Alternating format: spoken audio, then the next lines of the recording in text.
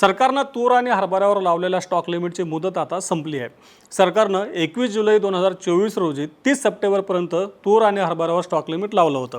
आता 30 सप्टेंबर संपलाय तरी सरकारनं या स्टॉक लिमिटची मुदत वाढवली नाही। आता नवा माल बाजारात दाखल होण्याच्या आधी सरकारनं स्टॉक लिमिट काढलंय, त्यामुळे बाजारात व्यापारी, प्रक्रियादार आणि स्टॉकिस्ट यांना काम करण्यामध्ये अडचणी येणार नाहीत आणि याचाच आधार तूर बाजाराला नव्या हंगामात मिळू शकतो असा अंदाज आतापासूनच व्यक्त केला जातोय। आता आपण जर तूर बाजाराचा आढावा घेतला तर गेले सलग 2 वर्ष देशातील तुरीचं उत्पादन घटलं होतं, त्यामुळे टंचाई निर्माण झाली होती आणि दरात मोठी तेजी आली होती। त्यासाठी सरकारनं आयात खुली केली होती।